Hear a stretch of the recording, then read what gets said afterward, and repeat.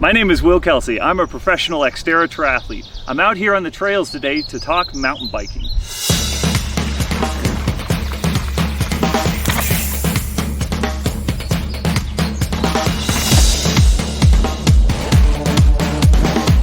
When it comes to getting a mountain bike, it can be really confusing. There's a ton of different factors to take into consideration. To help make things simple, I've boiled it down to just 4 points that'll help you find the right bike for you. The 4 things that we're going to talk about today are price point, suspension, wheel size, and gear ratio. This is a full suspension, and what that means is it has the suspension fork up front and the suspension in the rear. These bikes are going to be great for making your ride a little bit smoother over those rocks, roots, and bumps. However, they are more expensive and they are a bit heavier.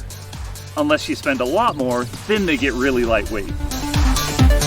This is a hardtail. It has a suspension fork up front, just like the other bike, but it doesn't have anything in the rear. And what that'll do is end up making the bike lighter and less expensive, but it's gonna be a rougher ride. You hear a lot of people talk about 29er versus 27.5. Well, what are they talking about? It's wheel diameter.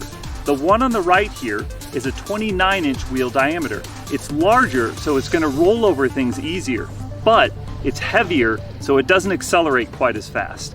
The one on the left here is the 27.5 wheel. It's smaller and lighter, so it is more nimble, but it doesn't roll over big objects quite as well.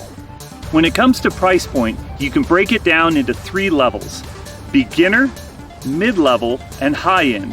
That beginner goes from about $500 to $1,000. The mid-range is about $1,000 to $3,000, and then the high-end goes up from there. When you look at bikes in the same price range, whether it's a hardtail or a full suspension, you're gonna end up getting a little bit more bang for your buck with the hardtail, because here you're having to pay for the suspension. But over here, the pieces of the bike are going to be a little bit nicer. As you go from entry level to mid-level to high level, the performance, the braking, and the shifting all improve the more you spend. A great way to get comfortable on the bike is to add a dropper post. And what that'll do is drop your saddle down. It's a great way to feel safer while you're going downhill or over big objects. When it comes to gear ratios, you have 2 options, 1x or 2x.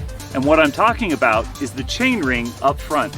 This bike has 1 chainring up front, which means it's more lightweight and less to maintain, but I don't have as many gear options. If you go with a 2x, you have 2 chainrings up front, which gives you lots of gear options, but it is a little bit heavier and there's more maintenance required.